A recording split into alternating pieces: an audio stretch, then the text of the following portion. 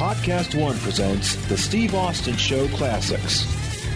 Last episode, had to cut this conversation short. The show continues today, talking to the Nature Boy, the greatest professional wrestler who's ever lived. I'm going to shut the fuck up. Mo Darwich, fly on the wall, stealth control, running the controls. Back in conversation with the Nature Boy. Oh, man, coming back from break. It's hard to take a break because we're talking about Stan Hansen versus Lex Luger, and Stan Hansen with a vicious clothesline, spitting tobacco all over the total package. But anyway. Well, he was blind. He used to throw me in the rope and say, "Come on off, kid, I'll give you the clothesline." And that's when a clothesline was a clothesline, right? Yeah. One time I had a blade in my hand, and he said, "I'll clothesline, you get the blood now," right? He threw me off. He hit me so hard, I had a doctor to take the blade out of my head. The blade got stuck. He was blind. He's looking like this. Come on. I always heard it didn't have such good vision, and I was barely. He couldn't see a foot. I was barely in WCW, and I only met Stan a few times, but he was always very nice to me. What a great guy! Yeah, he was a super guy. He had such great success in Japan. Unbelievable. Yeah. He and Brody were over like nobody over there, man. Why was that? No, and Dory and Terry. Yeah, Dory and Terry were big in Japan. Yep. Terry. God, but let's talk about that Dory Funk, Terry Funk, two great singles wrestlers who could tag. But we're on top. We're talking about tag team wrestling. We're talking about Arn and Tully, a great tag team. Phenomenal. Nick and Ray Stevens. Yes, another great tag team. Who's another tag team that you liked? I said Orton and Slater. Over the years. How about Briscoe Brothers? Oh, of course, yeah. God, you kidding me? But the rib was with the Briscoes. Got any Briscoe stories? Oh, of course I do. I'm with Don Carnoodle. Me and Don Carnoodle are wrestling the Briscoes, right? So I go to Jerry Briscoe. One tackle dropped down, and then give me a hip lock coming off the rope, and Jerry dropped down. I would never try this with Jack, right? Yeah. So I jumped on top of Jerry. Yeah. Right? And I didn't stay. I wasn't there long. Yeah. But I tagged in Carnoodle, and they stretched Carnoodle for 30 minutes. Are you kidding me? Oh, my God. To my listeners, what's happening is Rick is saying, on tackle drop down, the person is going to lay down, face down on the mat while the guy runs over the top of him to continue the spot. Well, what Rick did was jump on top of him and ride him amateur style. No, I didn't ride him. But you got on top of him. I was on top of him. You were on top for of about him 6 briefly. seconds. And to two shooters like the Briscoes, Jack and Jerry were, that didn't you work. did not do that. No. So when you tagged in Canoodle got stretched. I got a great story for you, too. Go ahead. Well, Jack Briscoe, we're in Asheville, right? Jack's a world champion. And Jack and I and Jerry were real close, as was Piper and I, right? So I go to Briscoe. I'm gonna bet Piper $100 that he can take you down. Of course, I smartened up Briscoe, right? Yeah. So I grabbed Tommy Young and I go, because we're separate dressing rooms, right? I said, go tell Piper I got $100 as he can't take that. Of course, Piper said, I think he thought he could if he, not know what was coming, right? Well, I smartened up everybody except those two. So the curtain is sold out, 6,000 people at Asheville, right? So the match goes on for about 10, 15 minutes. I said, Piper ain't going to try it. Sure enough, he got in and he shot on Jack Briscoe. Wow.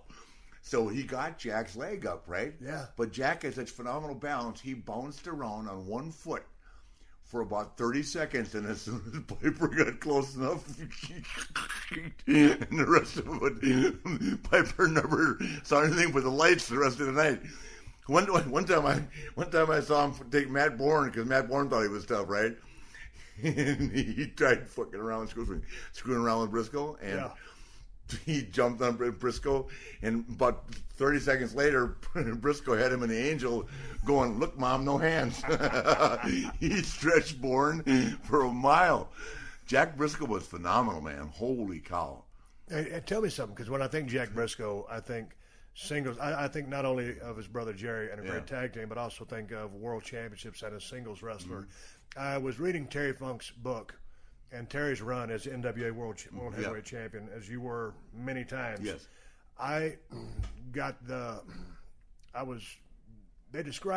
Terry described, and as it pertained to Jack Briscoe, the load carrying that belt was so extreme that by and large, by the time the run was over, they were ready to give the belt away so they could get off the pressure, get off the schedule, because it was relentless. Briscoe, it's funny. Jack Briscoe flew into Tampa.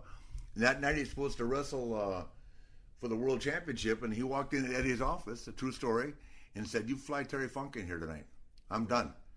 And so they flew in Terry. It wasn't even an advertised match, and he dropped the title on Terry. He drove back home and drove on top of that bridge. What's that bridge called in Tampa, the big one? Yeah, I know what you're talking about. Yeah. Took off his wristwatch, threw it in the ocean, and never wore it again. Because at that time, Jack was married to Dory. And he would wrestle Dory every city in the country for an hour a night. Right. For 2 years. Yes. Jack just said, "I'm done."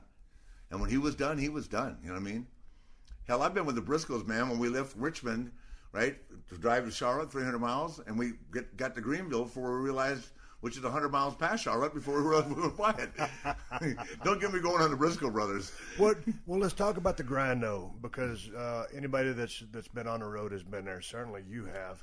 How did you survive so long with that belt? Because I've heard the stories from Terry Funk or the Jack Briscoe story. Man, I'm ready to get this thing out of here. Well, you thrived on it. I had about 10 years of the 200-hour, the hour-long matches, right? Those guys were doing 300 a year. Right. Not Terry as much as Dory and Jack, you know. But I survived because I love the business, you know, and I couldn't wait to get out there. That was my problem, you know. The 200 people or 20,000, I couldn't wait to get out there. So you come out of the ring, and, man, for me, it's adrenaline. It's a high. Yeah. Obviously, you too. Yeah. And so, God, man, I'm jumping all over the place here, but now you still itch to get back in? Hell yeah. The corner phrase, hell yeah. I'm ready right now. I can't convince corporate of that, but... Are you talking to WWE about it? Yeah. Then I haven't, no, but I mean, you know, it's like a joke. 17 times, well, I don't think it's going to happen, but I wouldn't mind trying. But John Cena's the only guy I never wrestled. Right. Did you ever wrestle John? No. Yeah, see, I've wrestled everybody in the business of any recognition except for John. Well, so then now, how long has it been since you had your last match? My last match was against Sting. It's been a year and a half. Okay. And I separated. I know what I do. I broke my arm, but nobody knew about it. For a shoot? Yeah, he super kicked me off the top rope. Yeah. And for some reason, my arm landed underneath me. Yeah. That was the last time I wrestled. So a year and a half. And I remember when I got out of business, it was about 3 years before I kind of came to my senses. It took a long time for me to get it out of my blood. Right, still in my blood. Yeah, I mean, it's always going to be in my blood, but it took me a long time to get it out of my system and realize, to me, it's over. Steve, it's over. I got to turn back to a civilian. Yeah. And so now, you know, I do the things that I do. I got a lot of good memories. So, but it ain't got out of your system. No, it hasn't. No, I mean, it's funny because I'm one of these few guys that I've been able to make the transition. Yeah. You know, first it was wrestling, then it became sports entertainment, right? And it's changed drastically. Yeah. But the marketing has, the guys are making more money. Yeah. Vince pays everybody's bills. I mean, he takes care of everybody, you know, and you know, I just like hanging around. I love the young guys here. You know, I have a ball with them. You know, speaking of loving the young guys and loving the business, what was in your career? And I know you have many high points, but what do you consider maybe the highest of highs? Was it a particular year? Or, the Four Horsemen. Four Horsemen. The run with the original group. Okay, so I wanted to talk Arn, about Ole, the Four Tully, Horsemen. myself. What was it about those against guys? Dusty? It was phenomenal, man. It was me. We did do war games, right? Yeah. Say the four names again. Arn Anderson, Ole Anderson, Tully Blanchard, myself, and J.J. Dillon. Right. Yep. And so you guys started running roughshod. And whose idea was it to put you guys together? Arn's. That was Arn's idea. Yeah, Arn's idea. And he came and up with the name too. He came up with the name of the Four Horsemen. Oh, genius. Yeah. Arn's a genius. I used to watch you guys, and of course, man, I was somewhere in Texas, and I was watching that stuff go down. And brother, let me tell you something. You guys had some heat. Yeah. And it was force. We never won in the arena, but right. We got a ton of heat on TV. You got heat on TV, and dude, you know, this was before. I can't remember when the Dr. David Schultz stuff happened, but the business hadn't been exposed. Wrestling was still real. It was still kayfabe. Yeah. When I watched the Four Horsemen lay down all of a sudden, when you guys broke Dusty's ankle, I was like, oh, man. Yeah. Man, you guys laid down Remember some when heavy it stuff. Ricky Morton's face in the cement? Watched that the other day. Yeah. How about the time when I jumped on a steamboat? It isn't funny now, but it was funny then. So we shot this angle where I jumped on a steamboat and rubbed his face in the concrete like I did 10 years later with Morton, right? Yeah. And Harley was there, and he says, he tells David Crockett to go buy some sandpaper. So he took Steamboat up in the locker room, the poor kid, and Harley took that. He didn't take the light grade, man. He took the stuff, and he, scuffed him up. Cut his face first, and then he rubbed it. Steamboat's eye was black for a year. Really? Oh, yeah. He was so mad at me. Hey, you as Harley that did it. Harley, I didn't do it. Harley was the real deal. Yeah. How much heat did you guys have back then? How hard was it to travel? Because you guys lived the heat. There's a lot of heels in the business these days that are afraid to get hot. Oh, I loved it. I did too, but so you guys thrived on it. Oh my God! The only thing about Harley that drive me crazy, we'd be somewhere and go in a bar, right, and just come down. You know me, I just want to have a couple of drinks and look around at the scenery, right? Yeah. Harley goes, "Watch this," and you go over to a pool table, right? There'll be 20 guys waiting in line to play, and Harley put a quarter down and say, "I got the winner," and they'd go, "Who do you?" He said, "I got the winner." He always wanted to start a fight. Well, let me ask I go, "Come up here. We just come up here and calm down." Harley, right? Yeah. Biting the beer bottle. Yeah. I can out chug anybody in the place, right? Now he's betting everybody the bottle because he could. Some guys can open throat, right? Yeah. Harley could drink a beer like in 2 seconds. Yeah. Boom, right? Then we got that bet going on. I go, "Harley, can we we're in Texas, man. These are cowgirls. Let's have some fun. Calm down." He always wanted to beat somebody up. But here's the thing. It was word on the street was Harley was one tough cat that you didn't want to mess with. Think? So, but I never heard about him getting in a whole lot of fights. But he was always. Oh. Didn't you take him to Japan with you a couple times to help you out? Help me out. They sent him as my bodyguard. That's what I'm saying. They sent word. I want to make sure I have my facts straight. No, they sent word that Geigel called me and said, "You're going to Japan to wrestle Saruda. They want to switch the belt, but we're not going to do it. Besides sending Harley with you." So I said, "That's nice." "What do you mean? Well, I don't need anybody help. I'm making a joke to myself." Yeah. I was glad Harley was going. So Harley was outside the ring, right? And I went an hour with Jumbo, right? And Lord Blair's was the referee, and it was really a cool deal, but Jumbo didn't sell nothing. You know what is over there, right? Yeah. So we walked back, and Harley says, "I'll be right back." I said, "Where are you going?" He said, "Follow me, watch this." So he walks into Baba. Baba's sitting there smoking that big Roytan cigar, right? Which was the deal, right? Yeah. And Jumbo was there, and he walked up to Jumbo Saruda, and he slapped him across the face. He said, "If you ever suplex one of my friends again without him calling the spot, I'll beat the crap out of you." Guess what? Jumbo didn't get up and say nothing. Nobody did the Harley race. Really? I'm not kidding you. Straight up shoot? Straight up, baby. God, yeah. He walked in there and said, "Watch this." I said, "No, what are you doing now?" I knew what he was doing, right? Whap! He slapped Jumbo across the face, open-handed. I mean, yeah. And Jumbo didn't get up and say nothing. He said, "You ever suplex one of my friends again when he don't call it?" Because, you wrestle Jumbo, you'd take 40 back German suplexes. Right. That was his gimmick. He was an Olympic, not freestyle, but he was an Olympic Greco-Roman wrestler. Yeah. And he won a medal in the Olympics, and he was tough. Yeah. But not as tough as Harley Race. Kid, watch this. I remember one time Harley was telling me a story. I guess someone had played a rib on him. They were somewhere in Texas, so he was going to rib the guy back. Yeah.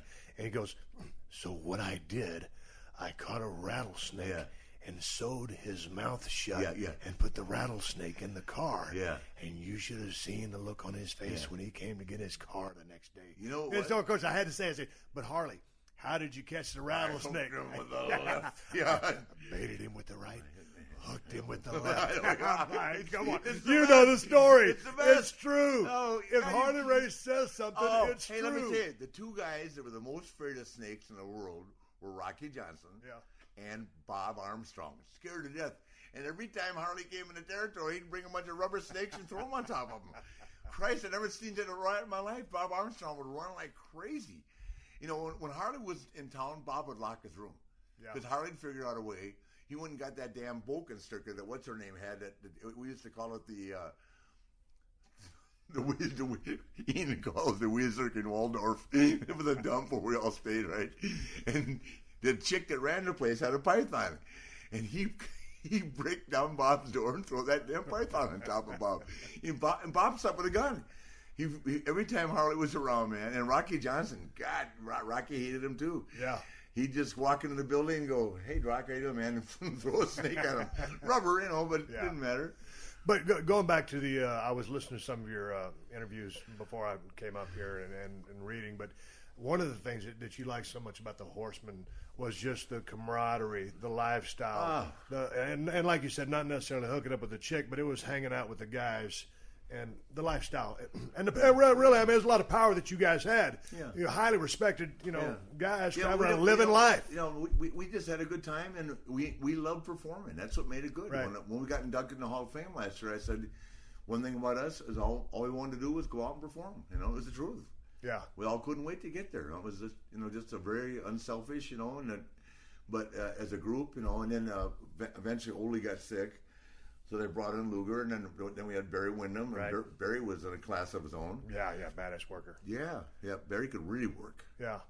They're there for a period of years, a couple of years stretch. I mean, that guy had some incurable matches. 6'6", 270 pounds. Barry could work like Steamboat. Yeah, step off the floor into the ring in one bound. Yeah.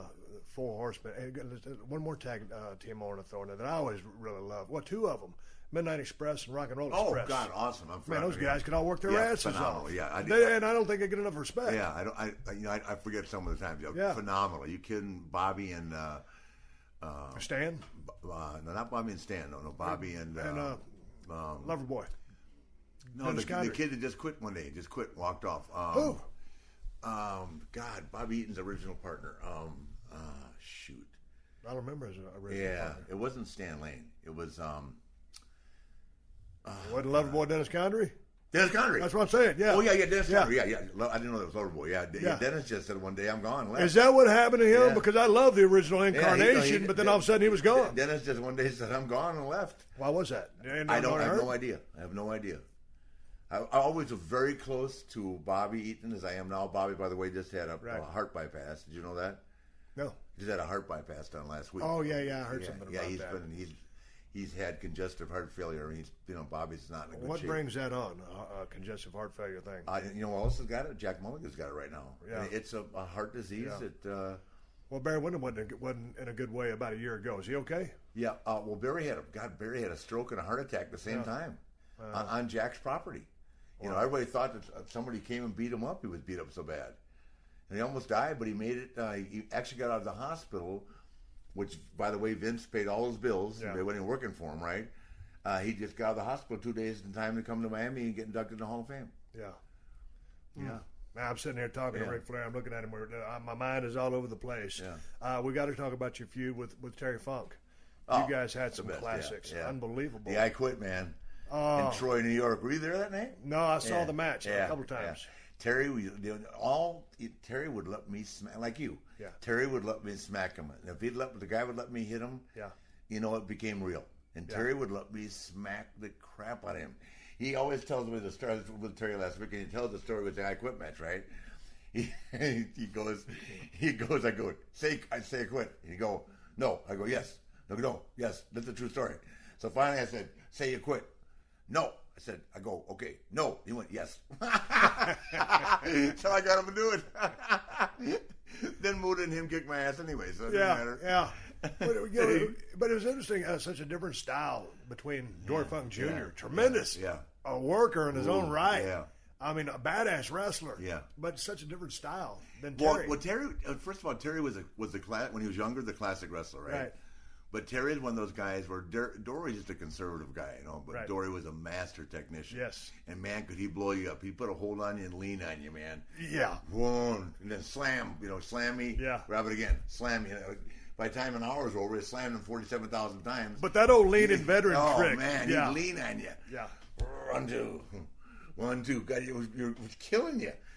And then I had the first time I wrestled Dory Funk Jr., I had never had that undercut thing, right, which is popular now with some of the guys. So I'm wrestling him in St. Louis and got him thrilled to death, and he backs me in the corner, right, and gave me that flipper and knocked my goddamn tooth through my lip. Oh. I never took it before. Yeah. Jesus. Yeah, that was snug. Are you kidding me? Yeah. Did you wrestle him? That thing was I never have, but I mean, he laid those flippers. Yeah, Mike Rotunda was So easy. Then what do you think? Your tooth is through your lip? What's going on? It's like, I just pulled my lip out of my tooth and said, I got to do an hour. Jesus. I was more worried about having to slam him 35 times in an hour than I was about my tooth. You and Terry Funk in the ring. You guys are almost identical in age, probably, okay, right? I'm 64. Terry, Harley just turned 71. So Terry's 70. Okay, Terry's 70. Two cats in the ring, probably almost about the same time in the business. Who's calling that match? 50-50.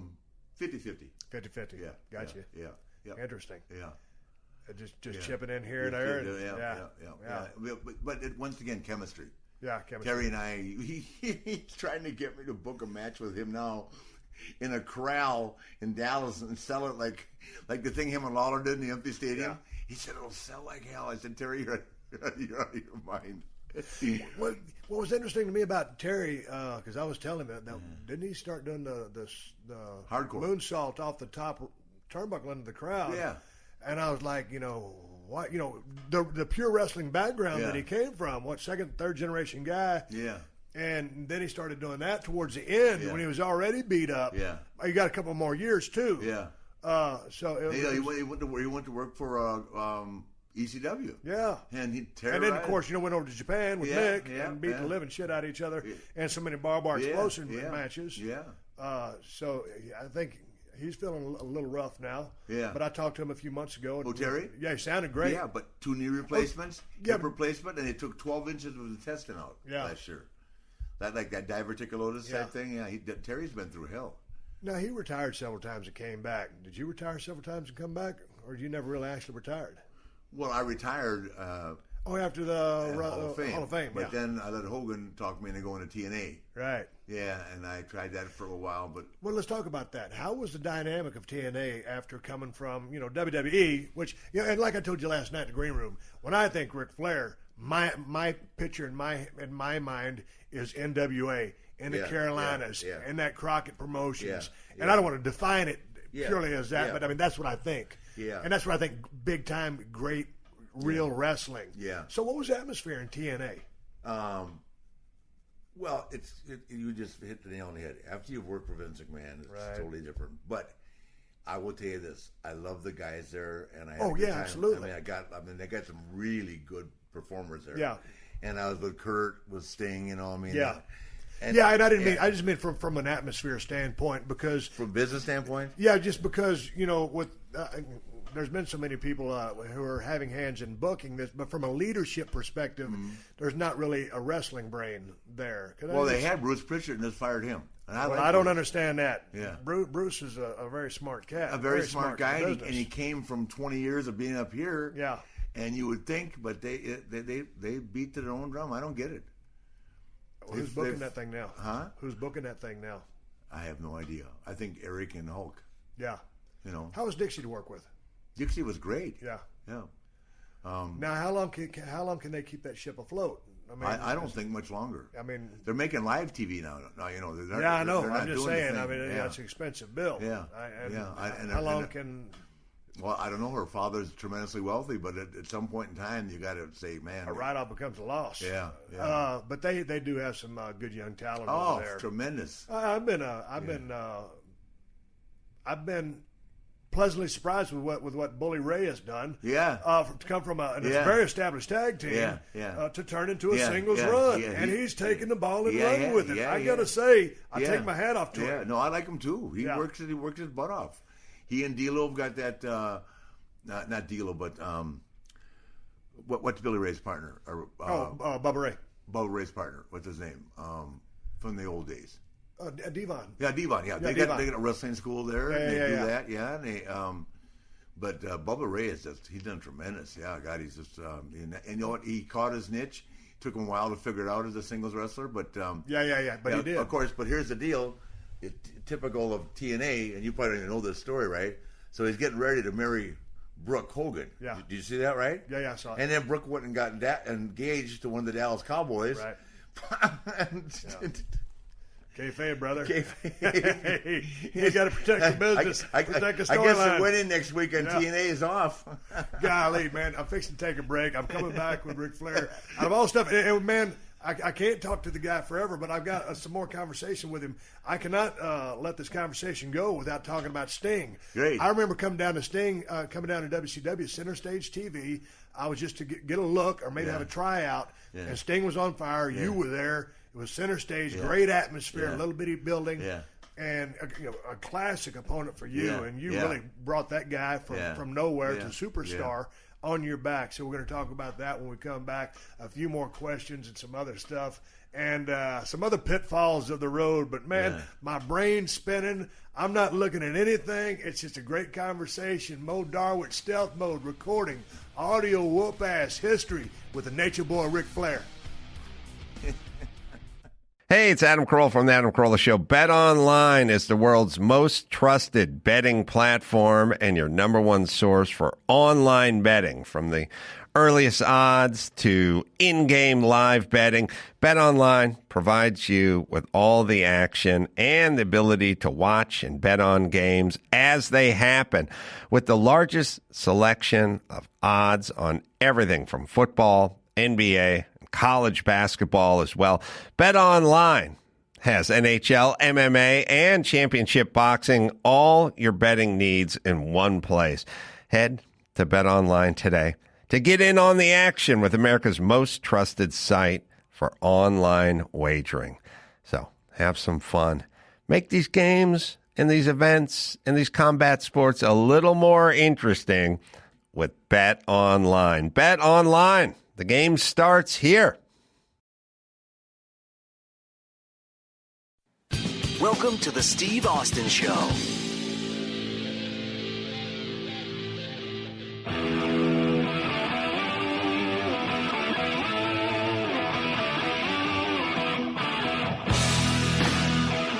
All right, coming back out of a break. Thanks to the sponsors keeping the damn show on here. I'm sitting here talking to the Nature Boy. Rick, can I get a woo? Woo! Finally. Woo! There we go. We took a little break. We started talking about everything else. Rick ordered up a couple of beers apiece, fixed a crack, opened a cold one, and we were talking about what we were talking about before we went to break. I wanted to talk about Sting. Because I remember I took a test visit down to Atlanta. I actually drove up, talking about Matt Bourne earlier. I drove down to Atlanta with Matt Bourne from Dallas, Texas, and got a look at the center stage setup, watched Sting perform. You were there. It was absolutely insane. And, this is right when I guess he had started working with you. Yeah, and, he came from Louisiana. Yeah, he came from Louisiana. He broke in with Bill. Broke in with Bill Watts. Yeah. And, he broke in out here. Out here? Yeah, with, what's the guy's name? With Jim Hellwig. No, not Hellwig. No. The promoter out here. The promoter out here. Can't think of his name. Well, I can't remember. But anyway, down there working with Blade Runner and Rock. Yeah. As, what was the name of that tag team? It escapes me. But anyway, they split up. Yeah. Sting comes to the Blade Runners. That's who they were. Yeah, exactly. My bad. I was a big fan. So anyway, Sting's there. And Hellwig goes to New York. Yeah. And I would watch I'd watch Dingo Warrior, Jim, when he was in Dallas, World Class Championship Wrestling while I was going to school there. And he would go and become the Ultimate Warrior and have a great career. But there Sting was. And so there you are, the man. What did you think when you first met Sting? Because you're the guy that really put him on the map. Sting's one of those guys that, what can you say? Just the nicest kid in the world. Yeah. Yeah, and all he wanted to do was learn. And he had the greatest look. I mean, that look back then with the paint and the long trunks and the crew cut and all a lot the of neon green and all that stuff. Yeah, and I mean, he had a phenomenal physique. He looked like $1 million, and like Steamboat, I said, let me have this guy.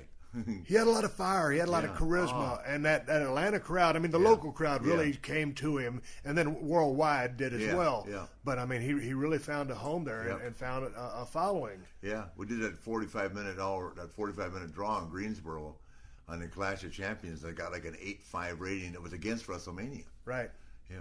When was it? I remember when he tore his patella tendon, and I was thinking, my God. That was Corpus Christi. Yeah. Clash of Champions, same thing. And he went down. I didn't think he was going to make it back. Neither did I. I didn't. I'm the one that, what happened is climbing into the cage. Yeah. We were beating the crap out of, I can't remember who. Getting heat on someone. It was a night that we said, hey, we only gave him 30 minutes, right? To become, it was a great segment, right? Right. And I can't remember what happened, but anyway, we started beating the hell out of somebody, and Steve came down to make the save to climb the cage, and I knocked him off the cage. He fell down and tore the patella tendon. I didn't know it. And then, worse than that, as I climbed out of the cage and through the door and ran and jumped on top of him on the ramp. Yes. And I had no idea that he was hurt. Oh, it felt terrible. So he goes down. He comes back, and of course, he was out for a year. Yeah, well, of course. I mean, that's a serious deal. But he made the comeback, and but it was you that put him on the map. Well, I think I had something to do with it. Yeah. Yeah. Well, I mean, who else was you working major programs with? Nobody. I mean, we were married for 3 years. Exactly. That's what I'm saying. You got to take a little responsibility here. Yeah. No, but I mean, we.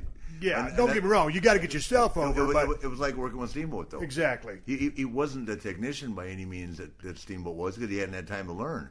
Yeah. But he had ton of fire, and he had $1 million look, and man, the people loved him. And that's the thing. You don't have to be the greatest worker, and he's a very good worker, but you don't have to be the greatest worker in the world, a pure worker, to get over. Yeah. You need something. And so when you went to TNA all these years later, and of course he's running strong over there. Yeah. He looks as good as ever. He's cut he's cut the best promos of his life. Yeah. And he's on top over there. Yeah. And he just keeps on ticking. He's had a wonderful career. It amazes me that he's never gone to New York. Well, that's the thing, and yeah, he's the only guy that can't crack the drink. He just won't even have a drop. That's willpower. I know. Okay, that's great. You just said something. Alcohol in the road, and pills. You said you never were a big pill guy. Never pills in my life. A lot of alcohol. But you weren't a dope smoker either. No, I never smoked dope in my life. No, and you damn sure weren't using needles. No cocaine, nothing. Okay, no. but you were just a drinker. Just a drinker. Well, that was my thing, man. Yeah. I love the whiskey, the vodka, the beer, and then I got a red wine kick. If I had a bad injury, I'd take a pain pill here or there. Yeah. But I never got carried away like a lot of these guys do. And so many of the pitfalls that go with, I don't want to say specific to pro wrestling, but the entertainment industry in general, and certainly a business like professional wrestling, where you can be, introduced to a lot of pain, but guys start taking those pills out of boredom just to get a buzz. And so many of our friends and brothers and sisters are gone because of that. Yeah. And I mean, come on, dude. Why is that, Rick? Is it specific to pro wrestling? Are we wired a little bit different? I use one word. What? Choice. Nobody makes anybody do that, But the thing of it is, the schedule with wrestling is a little bit different, because we're out of the building at 11 o'clock at night, right? And then you're on a 7 o'clock flight in the morning, right? So I just went and got, I just went and drank, right? Yeah. But some guys are taking downers to go to sleep at night, and then they're taking uppers to get up in the morning, and they're eating pain pills. Yeah. And then in the middle of the day. Huh? In the middle of the day. Oh yeah, it's terrible. Yeah. It's just a vicious cycle, and I always got. But I mean, I'm sure that goes on in other sports too. I mean, oh, absolutely. Yeah. But I mean, when you look at the death rate per our industry, guys are dropping like flies. I mean, you had the famous saying one time, and I think this will jar your memory. You were talking about piss on a bunch of rock and roll stars. They're not doing what we're doing. Hell no. You remember what I'm talking about? Yeah, what did I say? I can't remember. About partying like a rock star. Yeah. Those guys couldn't hold shit to the lifestyle that we lead. We would have put Keith Richards to bed. but with the physical toll, exactly, exacted in the ring, the training, the gym work, and then the. Okay, we got it. We got beers coming in. That's okay. We leave this in, Mo. Yeah. Mo, my main man, is going to get the beer that the Nature Boy just ordered. But I didn't order it. You ordered it. I ordered the beer. I'll take the credit for that. But it's like living a life of a pro athlete. And hey, guys, it's rough. I mean, if you think about it, and I mean, I don't even care for the game myself, but 160 baseball games. Yeah. Are you kidding me? It's too long. Yeah, 160 games they play. Yeah, I'm surprised more of those guys aren't down. Well, I mean, that's why a lot of them guys were doing uppers, and then they started popping them on the uppers. But it's like, dude, how you stay up when you got to work a 162 game schedule? Yeah, I mean 160 games. And again, I'm not trying to put an indictment on baseball. They got enough problems with everybody. No. Neither am I. I'm just saying that it's an unbelievable schedule. I mean, the greatest thing that ever happened for me, and I'm a huge NBA star. Yeah. Was that we went on a strike and came back and only played half a season, where they had to play 4 games a week. Yeah. Even 80 games is a long season. Yeah. We talked about kind of the high period of reversos. I'm drinking this. He's drinking that. Can you open mine there, Mo? Yeah. Hang on. All right, Rick, you got to... The working man. There you go. Cheers. There we go. Cheers. Just tipped a beer, swig of beer for the working man. Today the working man is Nature Boy Ric Flair. Hang on while I take a swig of my beer. Man, that's cold. We talked about the highest of highs, and you said that was running through a period of years with the Four Horsemen. And so now... That was the funnest time. The funnest. But, okay, but before I ask the next question, let me ask this question. You said you lost your confidence in 89. Uh-huh. Do you want to talk about that? Because I can't remember why you lost your confidence. I wrote about it in my book. Yeah, I know, but I didn't read the book. Oh, okay, that's right. I didn't either. Yeah, so we talked about this. But what happened in 89 that you lost your confidence? What happened was that I was working for Herd, who I couldn't get along with at all. I mean, I tried everything to get along with. Why did you guys not see eye to eye? Because the guy, his claim to fame, and he sold it to Jack Petrick, his claim to fame was that he was the channel manager at the old Chase where we did, he was the channel manager. Right. He knew nothing about wrestling. Right. And he was running a Domino's company when they brought him in. He knew nothing about wrestling. I mean, hence the dinglings. Right.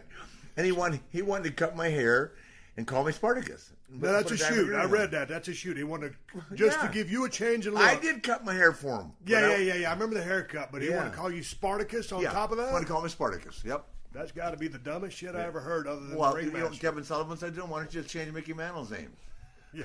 I swear to God. But I mean, it really started preying on me, right? Then one day he goes, you're 39 years old. We got to start moving ahead with the youth. Boy, that's a slap in the face when you're 39. 39. I wasn't even 40 yet. That's prime. I wasn't even 40 yet. Yeah, well, you wouldn't even hit your prime. He was trying to bury me, you know? But, so anyway, what happens? So he doesn't like you. You don't see eye to eye. You're 39 years old. So what happened? Now, as far now to my listeners in wrestling, 39, man, from a storytelling standpoint and a maturity standpoint, man, really that's prime.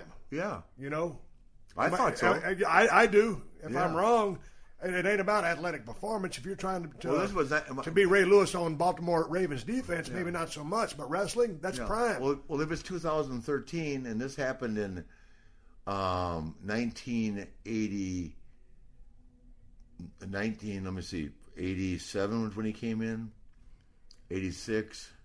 So how old was I then? I mean, shit, I ain't got to calculate. Well, it doesn't matter. But anyway, 39's prime, and you and Hurt ain't seeing eye to eye, and you're losing your confidence. What happened? Then he called me one day, and I didn't have a contract in place, and he said, "I want you to show up to drop the belt." I said, "I ain't signing." It's the first time I ever took a stand in my life. Yeah. I said, I ain't dropping nothing. Not till you give me my new contract. He kept lying to me, right?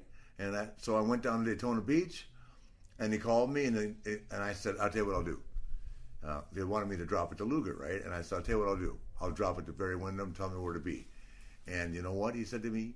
He said, "F you. Yeah. I'll bury you." And he sent Doug Dillinger, right, of all people, over to get the belt. Right. Doug just turned me to you, turning left, right? Right. So I called Vince. I said, "I'm coming." He said, "Quit bullshitting me." I said, "No. I mailed him the belt, and he didn't walk around on TV."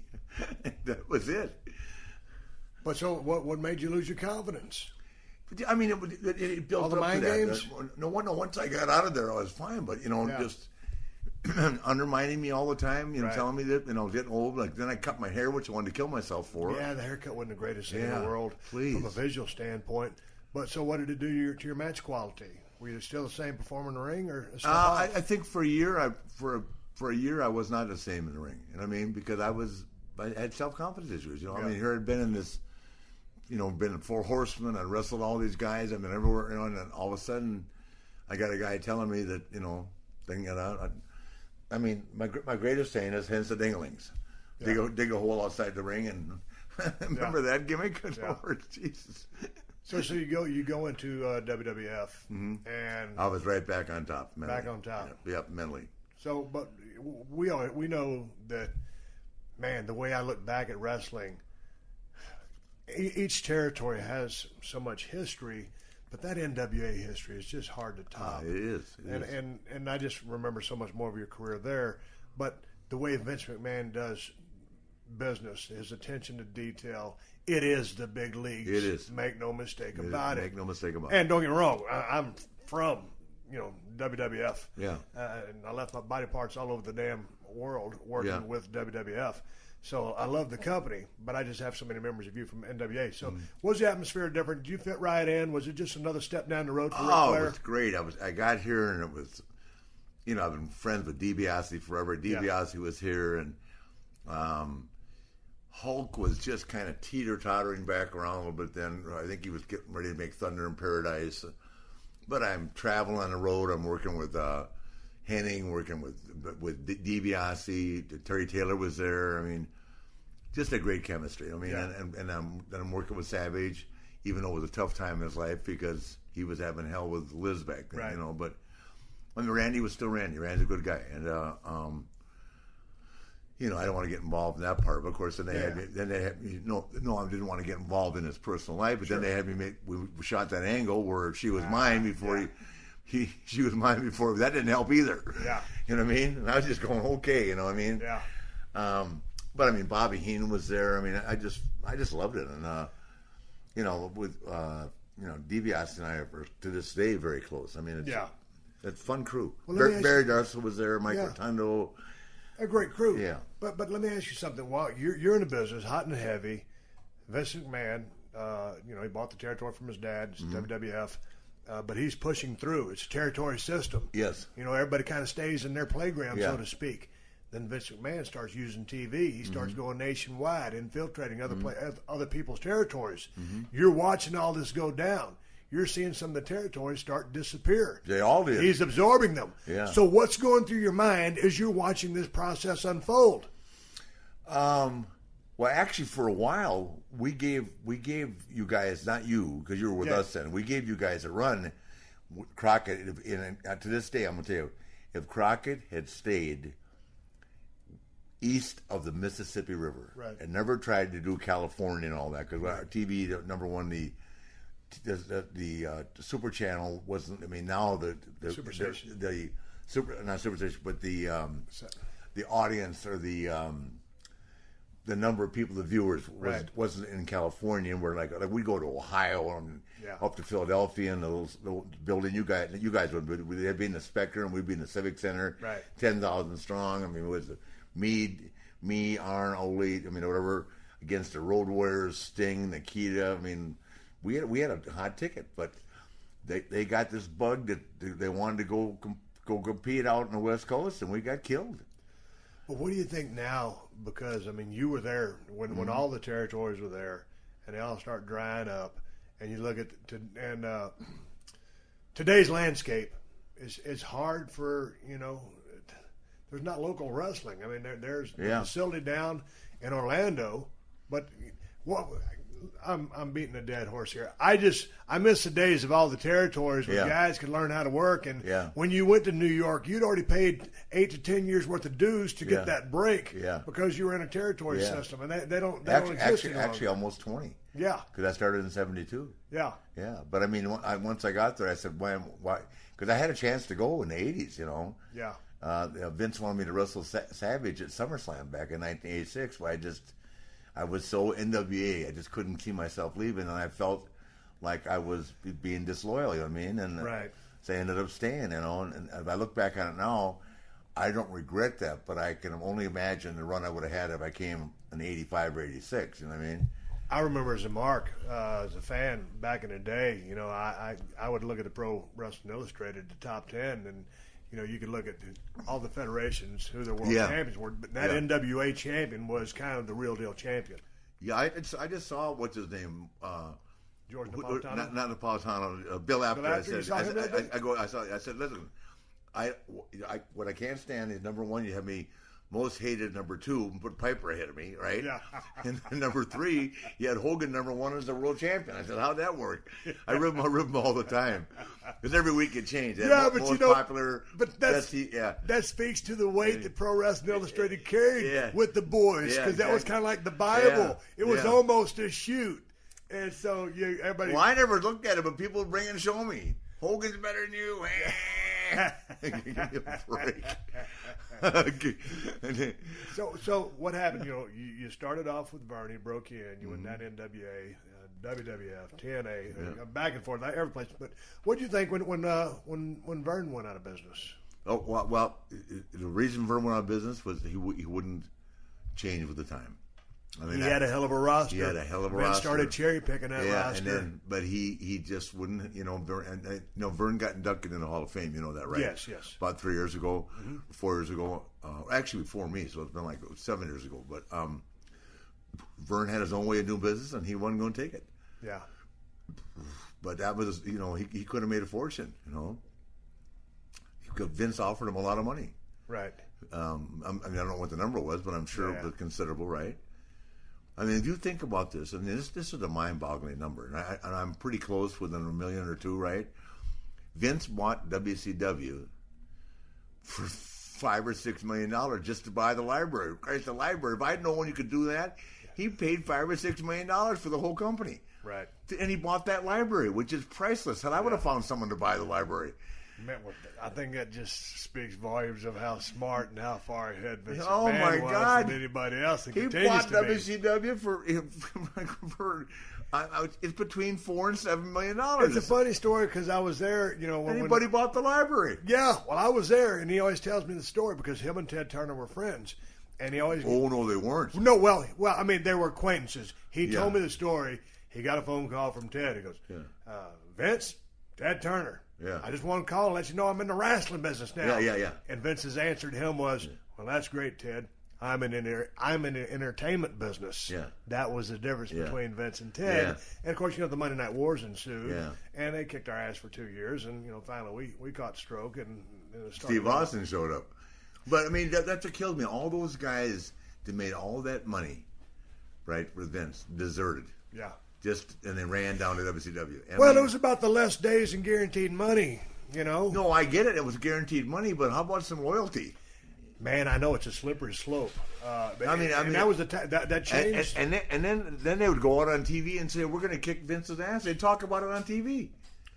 I mean, what competition makes you do crazy stuff? No, I know, but there was no reason for that. I mean, let's just coexist and do your thing. I mean, let me tell you about Vince with me. He has me up in Tampa, right, doing a commercial, right? He's got a picture of Jane Fonda that says, "I love you, Nature Boy," on the mantle when they're filming me. Looks like Jane Fonda, He took the shot. He ain't afraid to. I go, I don't want Ted mad at me. Me and Ted are buddies. But him. Go, Jane Fonda, I love you, Nature Boy. Yeah. Woo. Good Lord. Hey, what's some of the craziest stuff you've seen being on the road? Well, it was in the ring, a rib. Well, first of all, I'm not a ribber. Me neither. I don't like ribbing. I didn't rib people either. Yeah, I never ribbed nobody. And people didn't really rib me either because they got that. I ribbed a few of my wives, but that's about all. Okay, let's switch the subject. Piss on a rib. Let's talk about staying married on the road. What happened? What happened with staying married on the road? I haven't been able to do it. Everything is great until they can't go with you. Right. It's like I've had two that just the last two that I made them. You take them to Europe, Europe is fun. Yes. Okay, you take them to Europe, and we ride in the buses and drink the beer and sing, and you know how much fun it was back then, right? I mean, God, good Lord, we couldn't wait to get to Europe. It was more fun than the States, right? We're like gods over there, and but the minute you got to leave them home, then they think you're having the same time, in the States, and you're not, because you're at Raw, you're there at 12. If you're on top, you're out of there at 12. I mean, that's it. And it's work. It's work. You see the glamour on TV, but the work, the grind, the BS. Rehearse. Yeah. I mean, walk through. I mean, it's a long-ass day. God, you need to have a beer. Yeah. The greatest story I ever tell, and I told them at WrestleMania, and I like telling the story. You got it. Is I was married to Tiffany, right? Yeah. And I took her everywhere, Australia, Japan. She saw it all, right? And travel on the bus with Cena. I mean, we had a ball, right? So was she the only woman that ever got me to call from the hotel room? I don't know why I fell for it. Once again, not thinking straight, right? I've done it. It's happened a few times, right? Yeah. So I'm in Indianapolis, and I'm downstairs at the bar with Mike Adamley and Cena, right? You know, it's like midnight, and I said, I'm going to have a few beers with Cena. She said, are you ever going to grow up? I said, I don't know. What do you mean, when am I ever going to grow up? What are you talking about?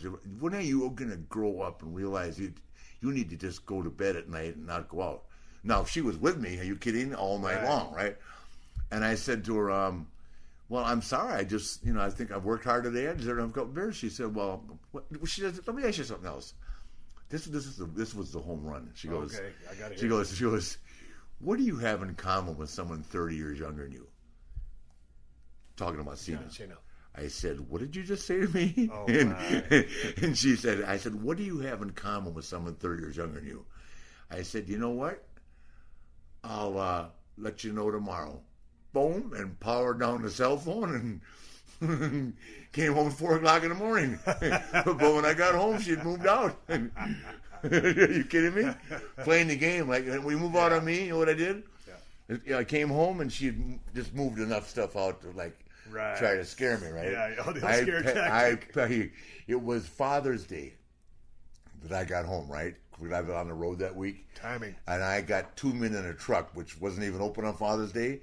I took everything of hers I had in the house, everything, packed it up and took it over and dumped it in our girlfriend's front yard. I never talked to her again. And then, of course, then 6 months later, and she took $40,000 out of the bank account when she left, right? 6 months later, she hadn't got any money. Yeah. So she sues me, and I had to give her another $140,000. It didn't make any sense. And I didn't do it. It was called a no-fault divorce. Does that make sense? No, I mean, nobody cheating on anybody. Yeah. Just everybody thinking I'm a multi-millionaire. Hey, when you were growing up as a kid in Minnesota, probably humble beginnings, right? Yeah, I'm very humble. My mom and dad were very conservative. Same with me. Yeah. And you think as a kid, you know what? Every now and then you hear in a conversation someone says, yeah, well, I talked to my lawyer the other day.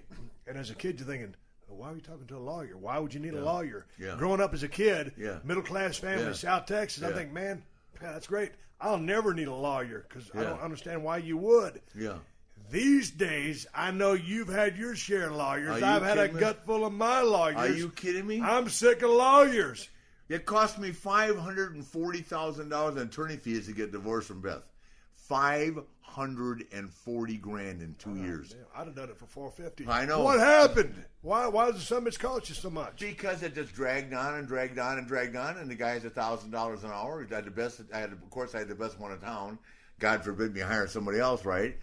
And I was paying him $17,000 a month. And at that time, which is a story that I'm very proud of, he doesn't like me telling it. Vince lent me $800,000 to get through that time, right? Yeah. And of course, the one thing I did, I can say that I attribute a pat on my back. Here's Vince, right? He said, if you want to declare bankruptcy, so you have to pay him back. I paid him back every dime. It took me 3 years. You're cool telling the story on the air, right? Yeah. Okay. No, but he doesn't like to be acknowledged as a person that did that, but it's the truth. He lent me $800,000, and he called me and said, hey, if you want to declare bankruptcy, not at one time, over the course of a year. And I said, no, I'll never do that. And I didn't. I paid him back every time. Hard time. My whole WrestleMania check was Shawn Michaels. Gone. The biggest check I ever got in my life. I never even saw it in my hand. It ain't what you make, it's what you say. Yeah. The old thing that all the promoters used to tell the guys when they come into a territory, I'm drinking beer, finally, with the Nature Boy Ric Flair, Mo Darwich, stealth mode, dialing down the controls. Everybody blamed their marriage on me. As how we're going to blame marriages on Ric Flair when we come back from a word from our sponsors who keep this show on the air for free. The world champion says we got to go out tonight. Okay, all right. God, every wife in the country hated me. Guys, what is up? My name's Tom Schwartz. Some of you might know me from Vanderpump Rules. We had 11 wonderful, beautiful, strange seasons together. You've seen me at some of my worst, and now I want to show you some of my best. Welcome to my new show, Detox Retox, on PodcastOne. So what are we doing here? Well, we're striving for balance in an ever-extreme world. Each week we celebrate the dance between indulgence and moderation, and I want to level up together, and I don't want to feel bad about feeling good. It's all about harmony, okay? through conversations and travels, friends, your favorite reality stars, internet personalities, experts, amateurs, metaphysics to mezcal, highly experiential. It's going to be a nice blend of practical and fantastical. It's not woo-woo if it works. So we're going to open up our minds with fascinating humans from all walks of life. Your little reminder that it's never too late to start fresh and find harmony. New episodes of Detox Retox with me, Tom Schwartz, drop every Tuesday. Come vibe with us and remember to rate, review, and follow wherever you get your podcasts. Welcome to the Steve Austin Show.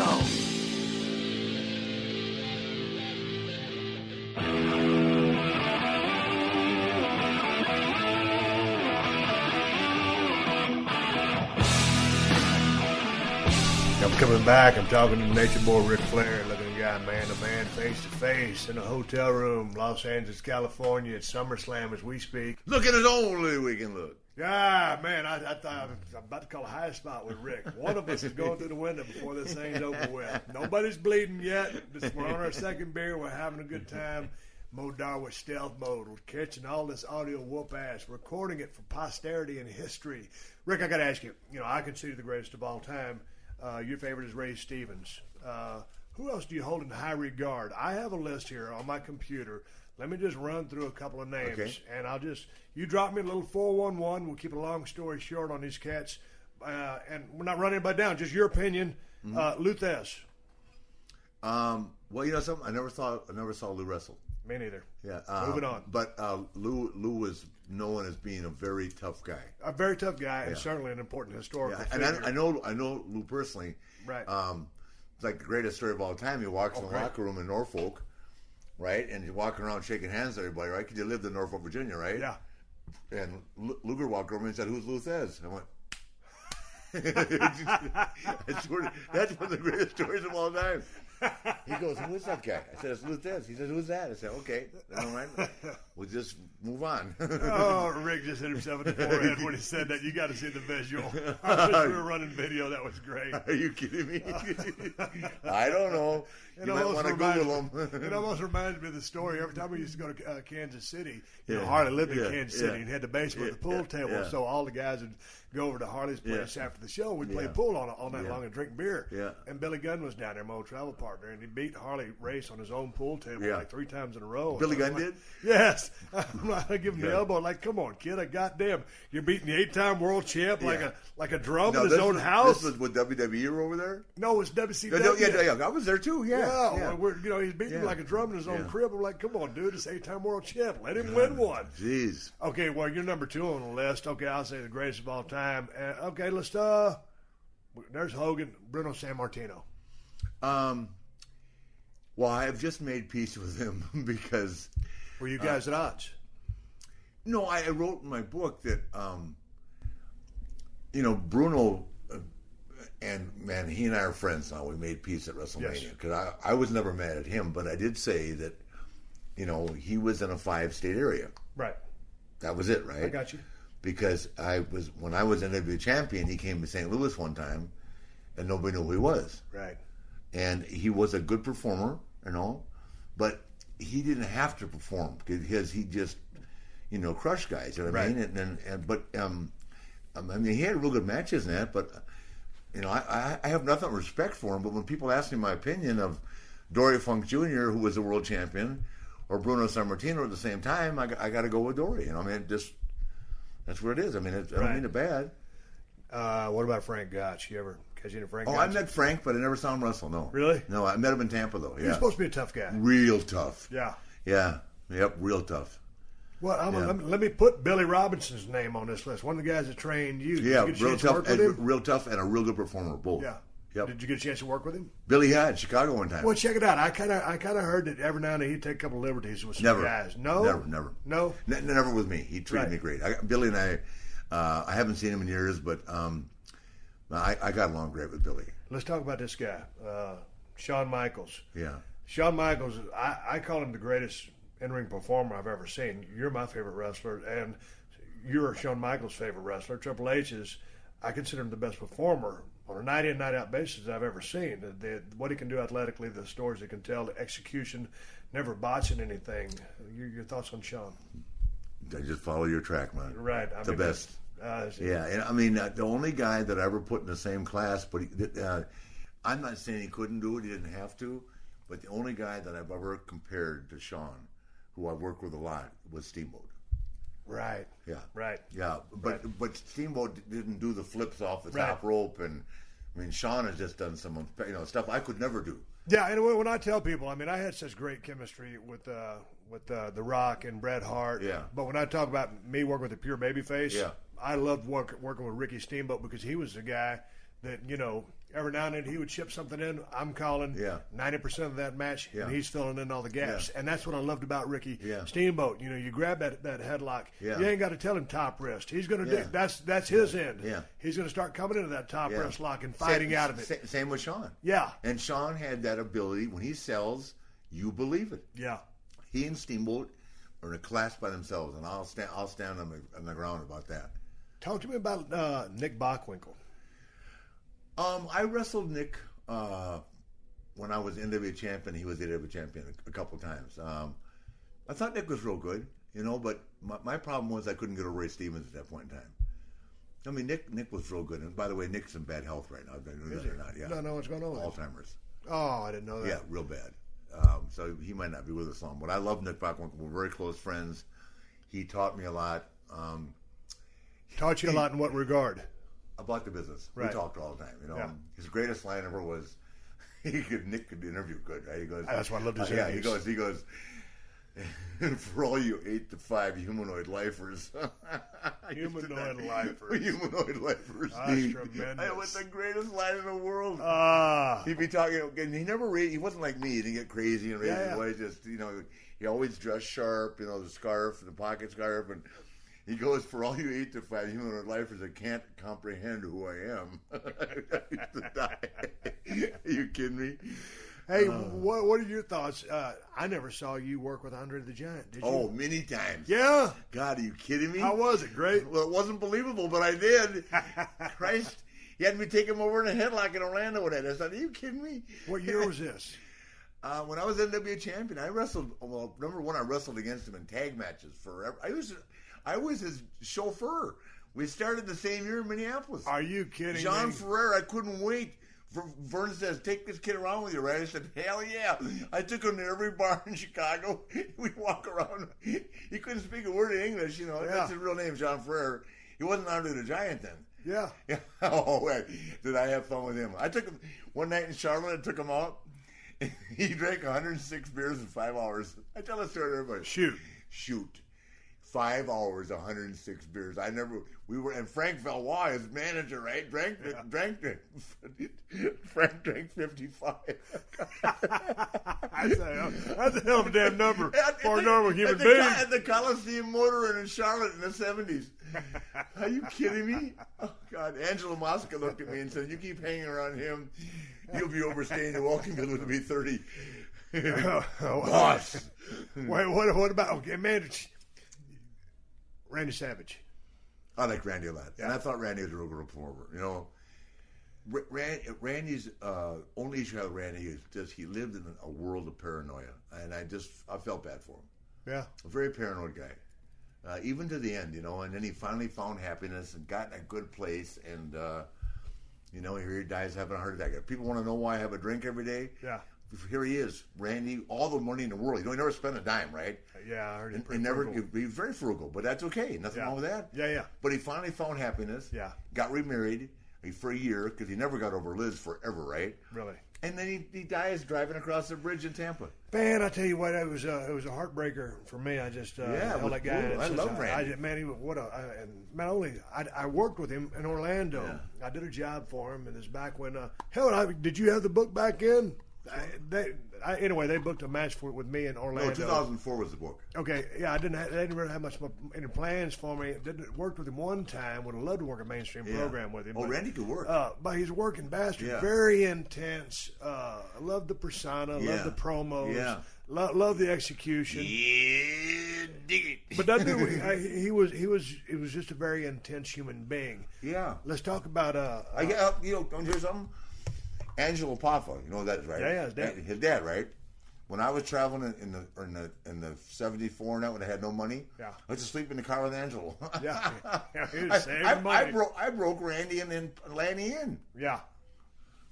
Well, speaking of, here's a guy you know and love pretty well, Roddy Piper. Oh, you guys just did the wife swap thing a while back. Yeah. And he said he had a blast. I can't say enough about him. I love that guy's promos. I loved what he did in the ring. He wasn't the most athletic guy in the world, but I love but you don't have to be athletic. I'm just saying what he did. He's another guy that never fell down. What are you talking about? Well, you know what I'm saying, but he's great psychology, great promos. Yeah, he's great. You either loved him or you hated him. Whatever he wanted you to do, he did. You know what I wrote in my book, and it's to the truth, and this is nothing against anybody, but Vince was afraid to do it, clearly, but if they'd made Piper the world champion, see, back then it was him and Hogan and there were 4 or 5 guys that just always battled. So much in turmoil inside, right, and all that, but I wrote in my book, if they'd ever made Roddy Piper the world champion when he was hot, I mean, they were selling out anyway, but Piper should have had a run. He never got it. Right. He just, it's funny, him and Hogan wrestled each other, and nobody went down. Good Lord. But not the best viewing. What was... but I love me some Hot Rod, man. Hey, let me tell you, I wish we could talk forever. I can tell you some Roddy Piper stories you wouldn't know. Me and him been like this in '78, right? Right. Good Lord. You got a good story for me? The best one is, so I go to Santo Domingo for Cologne. Right? And you can talk about this on the show, right? Huh? You can talk about it on the show, right? Oh, yeah. Okay, go ahead. I wouldn't, we're all clear. Yeah. So what happens is, Roddy's doing commentary. He left, and then they went, and Barnett hired him, right? So Roddy is so witty. They try to have him in color commentary in Florida, and of course he killed somebody right there because he's so witty, right? So then Barnett put him up there with Gordon Soley, and Bob Armstrong had just won whatever title he had in Georgia, right? Yeah. And Piper said on air, he goes, "Geez, I'm happy for Bob, but those legs belong on a racehorse, not on a man, right? Bob had big upper body, no leg, right? Fired." So he called me and said, "I ain't got a job." So I took him to Puerto Rico with me, right? But what a ball with Piper down there. So we go to Santo Domingo. He didn't go on this trip. I go to Santo Domingo, right? And I'm wrestling this guy named Jack Veneno. And it's a military state to this day, right? Yeah. And the president's son is sitting in the front row, right? And Veneno's 5'6" and weighs 106 pounds, but he got the sleeper on me. And they go 1,001, 1,002 with my hand, right? Boom, ring the bell. Right, it's over. Right. Whoa, not to them it wasn't, man. Referee gave me the belt. I gave it back to him. He said, "Get it back." I said, "Keep it." Yeah. I left it there. Yeah. So now Cologne calls me and says, "They want you back. They're going to pay you $10,000. So I go, "Shit, $10,000. Okay, I'll go back. But I need to bring Piper with me, so I bring Piper with me." Oh, goddamn. Why did you bring Piper with you? Because I wanted somebody to make sure I got out of there again, okay? Nobody gets it. The first time I flew without a passport, and then they left me. Yeah. So, anyway, Piper, of course, you know Roddy, right? Yeah. He's got the American flag with him. We come marching out the door. I'm waving the American flag. Yeah. And then the finish was where Piper trips this guy, and I cover him. Holy shit. Hot. Hot? Are you kidding me? They tore down the building. Me and Piper didn't get out of the building until 2 o'clock in the morning. What were y'all doing? Rat holed away? Just what? We couldn't get out. They had a riot. Are you kidding? Jesus. Don't even get me going. What was your favorite building to work? Building specifically. Favorite building to work of my whole career? Yeah. Greensboro. Greensboro. And then that's the same old building they still got, right? WCW killed it. Yeah. Did they? Yeah. We were sold out. It's kind of like this, we went to Winston-Salem. I'm not sure. I think, Steve, you were up north. And the Bayfaces always wanted war games. Yeah. So they said, no, we'll swerve. We sold out Winston-Salem, and they had the war games. The bad guys went over, right? Yeah. They killed the town. Right. Yeah, killed the town. But that place used to have a great atmosphere to it. And it was a great wrestling town, Greensboro. Oh, Greensboro was it? Yeah. Are you kidding me, man? Hey, let me tell you, funny. You'll love this story. You like stories, right? Yeah. So Johnny was paralyzed, right? Yeah. So they vacated the U.S. title. Yes. And out of respect for Johnny Valentine, who he was everybody came. Harley, Dory, Terry. I mean, they had everybody there, right, for the U.S. title. Sold out. Yeah. Take Johnny out in a wheelchair. But it was phenomenal, right? We go back to the Holiday Inn, and there's a bunch of marks in the parking lot like the old days. It was heat back then, right? Yeah. And and two guys jumped on fucking Paul Jones and beat the shit out of him. Really? Do you remember Paul Jones? Yeah. Paul's a great guy. He's not a tough guy. Two guys beat him up. So then the two guys, they had rented a huge banquet room for Crockett had for the party, right? And there was about 40 of our guys in the room. And they had Klondike Bill walk out and invite these two guys into the party. Like, come on, join us, right? Oh, no. Holy shit. Those two, I'm talking about Murdoch, I mean, Harley, man, they kicked it. Both the Briscoes were there. I mean, It was unreal. Those two guys are they may still be in the hospital. They got their ass handed to them. Who you think? I just couldn't get part of it. I just sat back and looked and went, wahoo, my God. No one beats up one of our guys. There was such a strong crew of workers, characters, personas, whatever you want to call it. One of the guys that really lit up there for a while and was really on fire and had a head of steam until a car accident sidelined him was Magnum TA. I know, it's terrible. You know what happened to him? He was on the road to being a superstar. He was on the way to being a world champion. Yeah. Yeah, and how did you get along with him? Well, very well, real close. Yeah, another kid that grew up on me, right? And Magnum was a great kid, but what happened was I was in Birmingham, Alabama, wrestling Bob Armstrong for the world title, right? Mm-hmm. But it was a draw, right? But in Ron Fuller rules, it was only a half-hour match. I never did a half-hour draw as a world champion, except when I was working for Fuller, right? Yeah. So they call me and say Magnum was in a terrible accident, right? Yeah. And I go, fuck it. So I fly in the morning, of course, and he's in the hospital.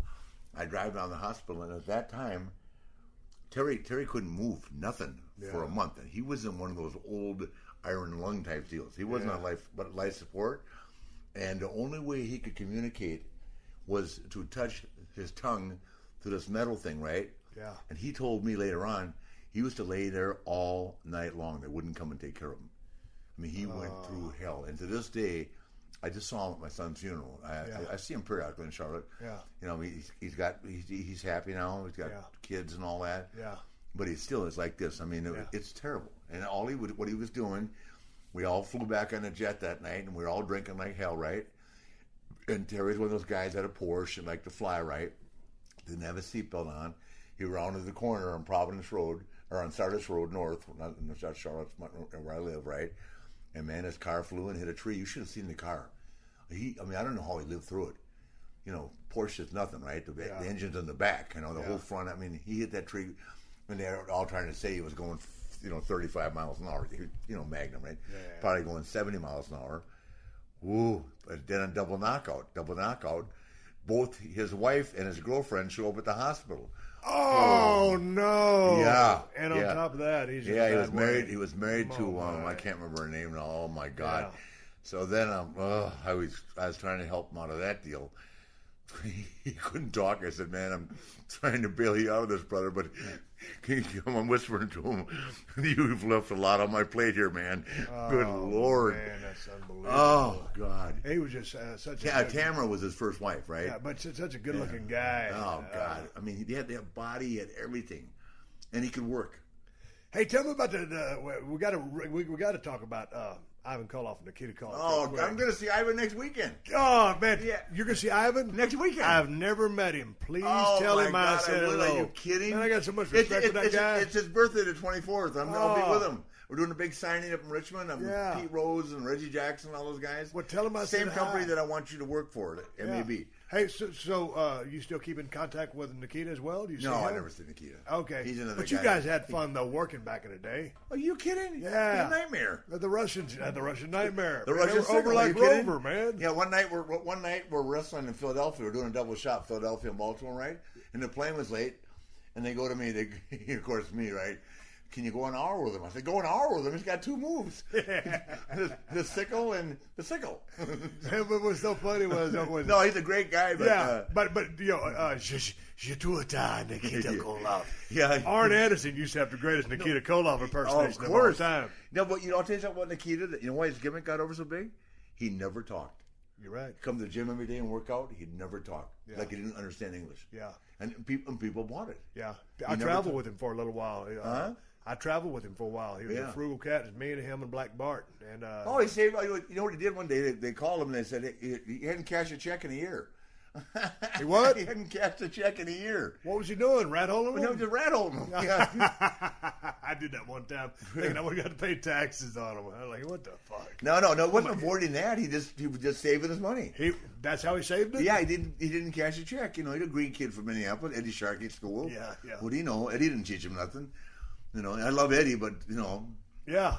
It's like the Road Warriors. They came in town one day and I saw them and the guy goes to me, these are the Road Warriors. And I go, okay, Hawk and Mike. And, of course, I really became close friends with them. Right. But, Rude came out of that school, Eddie Sharkey School and all that, right? But Eddie didn't teach him anything about, etiquette and money. And who taught anybody back then? I mean, give me a break. Hey, well, what'd you think when the Road Warriors rolled onto the scene? Because they came out of AWA. Yep. And went down to NWA. And, man, I tell you what, they were on fire. There's another great tag team. Holy shit. We left them off the list. Yeah, and I always put them on my list. I'm glad we got to them. Well, tell him, big man. Yeah, what an interview. Well, but those guys with the no-sell stuff, the power stuff, the looks, the promos, the spikes, the makeup, the personas, it was just, man, they were money. Yeah, the thing, we cut them off. We just go out there and take a press slam for about an hour or a half. I'm being hypothetical, 15 minutes.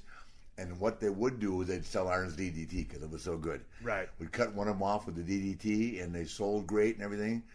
But, brother, let me tell you something. Being in the War Games with Mike Hagstrand, the last one coming in, ain't any fun at all, brother. Mike was out there. Of course, we're spitting on him. Mike was the last one in. When Mike came in, when he broke JJ's collarbone, they lifted JJ up of all the people, animal on his shoulders, and Mike dove off the top rope with that clothesline, broke JJ's collarbone. We're all got the hell beat out of us. I go, Dusty, can we let you or somebody else come in second and their last, not Mike? Good Lord. He came in a little amped up. Oh, my God. And he had those traps that were about a foot tall. Yeah. And, man, coming down the ramp, it was just intimidation. I was in awe when those guys. And, of course, it was phenomenal this gimmick. was the heyday. Yeah. This was when wrestling was real. The 80s, man. Yeah. It was real in the War Games, let me tell you. We did 47 war games in a row. It's called the Great American Bash. Yeah. 47 in a row. You walk in the locker room and there's a list checked by who's going to do this, right? Are you kidding me? I think myself 47. I said, why am I never off the list? I remember being in USWA for a long time. I was traveling with Tom Pritchard, and he was kind of the lead heel. And, man, he had an open wound on his head. You could basically just thump him, and, the stomach stopped bleeding. Yeah. Oh, Tom's a great guy. Dr. Tom, he gave me a lot of great advice travel down the road with him. Interesting character. Did he ever tell you the time I made him do 500 free squats at the pool in Birmingham? No, but this would be a great story for me to end the show on. Tell me. Well, I was working for Fuller, and Birmingham was one of their towns, right? And we spent the night. I refused to drive back after 300 miles from Pensacola, where the office was, right? So I got Thomas spend the night in Birmingham, then got up next morning and said, what he said, what are you going to do for work? I said, 500 free squats, 200 push-ups. I did every day, right? Yeah. Religiously, right? He couldn't walk for a week. He said, I hate you, you son of a bitch. I said, hey, it's how you get in condition, man. No, he's a great guy. Good Lord. And brother Bruce, great guy too, God. Oh, yeah, I've been trying to get Bruce on the show. I loved him when he was doing Brother Love. Oh, my God, I love the televangelism thing. Yeah. So when he started doing that, I was like, I bought into that hook, line, and sinker. Plus, Bruce's wife had serious cancer. You know that, right? Yeah. And Bruce got cancer. Yeah. Did you know that, too? No. Yeah, Bruce got it, too. He's in remission. He's been through a lot, man. Hey, how many blade jobs you figure you've done? Oh, I don't know. Let me see. 40 years... 35 years every night? I don't know. You tell me. You know what is so funny and maybe a little twisted. I don't want to say sick. When I broke into business, you know what they said? Red is green. Red is green. No problem, buddy. I used to show me how to put it on here. I used to travel down the road, and for a while I was working a lot with Dustin Rhodes down in Dustin, Dustin. yeah. And man, we'd have some very snug matches, and I love working with him. Dustin can really work. Yes, he can. And we were very good friends. So can Cody. Yeah. So anyway, I remember we rolled into Phoenix, Arizona one time, and Grizz was the agent running the show. And me and Dustin like to get a little color when we were working with each other. So Dustin went up to Grizz and said, "Hey, Grizz, you think me and Steve might be able to go out there and get a little bit of color?" Yeah. And Grizz says, looked out between the curtains. There wasn't nobody there. Yeah. Yeah, it might help the place. Y'all go ahead. Boy, we come back double color, bleeding like a sumbitch. Yeah. And sure enough, I ran right into Luger, who was standing there. And when he saw me, he just didn't know what to think. Yeah. It just happened. I don't think he got it. Yeah. But one of the things that always got me, when you went into that ring, that dirty-ass canvas that guys had sweat on, had blood on, there's blood stains there. They barely washed it. We're lucky we're not all dead. Yeah. You guys been walking around the dressing room on piss stains and, showers and then through the aisle, all the bullshit. But, once you get on that mat, there's nothing like a smell of a wrestling canvas. Yeah. And it makes me feel at home. There's nothing like it. You just gave it. You want to hear the home run story? This is it, and we're going home with Ric Flair. Home run story, right? So, Ashley Reed's mom, right? Yeah. Calls Tiffany, right? And said, "I need you to come over to the house." Because they actually got along okay, right? And so she goes, "I was watching the History Channel last night, and one of 100 million people has this gene where they never get sick or never get up." I said, Rick should have AIDS. He should have every hepatitis C. He's going to outlive us both. We're not going to get our insurance money. I got the gene. Nice. I called Hunter and said, "I guess I got the gene." So that's like a joke going on now. The History Channel. I got the gene. There's the damn mats are the damn dirtiest things in the world. But once you get in there and you get on top of that thing and you start wrestling, you don't even think about it. But you love it because the smell. That's home. Yeah. And hell, talking about smelling a dirty ass, bloody, sweaty, piss-stained mat. I'm talking with the Nature Boy Ric Flair. Yeah. We hooked up last night at the WWE 2K14 video game release, and things started off there and ended up to here, and I've been talking to him for several hours. We're going to make a couple of, as you guys have noticed, one more time, that's a piece of shit. Anyway, wrapping this whole thing up, Rick, we got together last night at the WWE 2K14 video game release. We had a blast. We was talking in the dressing room before we went out there, the green room rather, and I was like, God, we better save some of this for the show. Yeah. And man, this is the longest I've ever sat down and talked with you, and the time that I've known you. And you and I have never traveled the roads together. No. We've wrestled together a couple of times. We've had a few beers together. Yeah, but but nothing really sit down with no bar. People. Because when guys like you and I socialize, we don't talk about business. Right. You talk about something else. Yeah, you do. Yeah, You're right. You're right about that. Yeah. Anything. There's two things you don't do. You don't talk about politics, the business, or religion when you're drinking. Yeah, you're right about that. There's no way to win. Yeah, there's no way to win. All you do, you end up knocking somebody you don't want to knock. And it's a divisive line. Yeah. Everybody has their beliefs. Yeah. But you know what? I appreciate you doing the show, and I've enjoyed talking to you because, again, I'm telling Mo, I was doing my research, thinking about all this stuff, and I said, man, I'm just going to talk to this guy because I'm a fan, and I love the business, and we both do. So I know that my listeners can be happy that you came on the show. We dropped so much 411. If you ever like to be a fly on the wall, this was a conversation that you're lucky you were that fly. I want to thank everybody for downloading the show. Rick, you got anything else? I've been meaning to push your Twitter account. It's Ric Flair Nature Boy, and it's Ric Flair NATR Boy on Twitter. And of course, you can go to ricflair.com. And he also had his book he wrote a long time ago. He ain't read, I ain't read. It's called To Be the Man.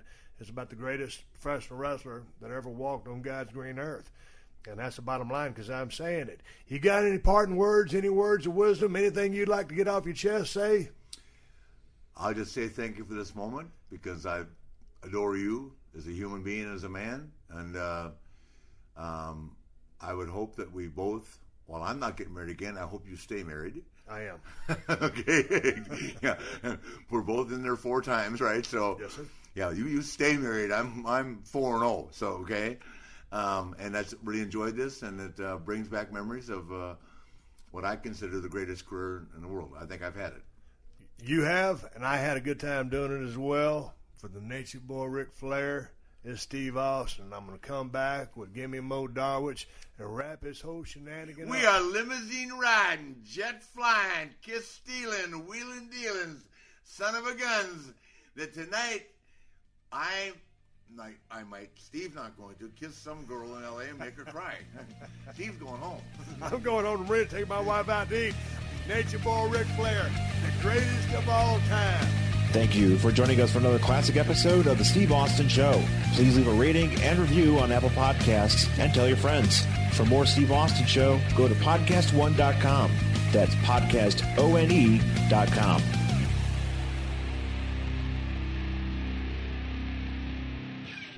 This summer, Pluto TV is exploding with thousands of free movies. Summer of Cinema is here. Feel the explosive action all summer long with movies like Gladiator, Mission Impossible, Beverly Hills Cop, Good Burger, and Transformers: Dark of the Moon. Bring the action with you and stream for free from all your favorite devices. Pluto TV. Stream now. Pay never.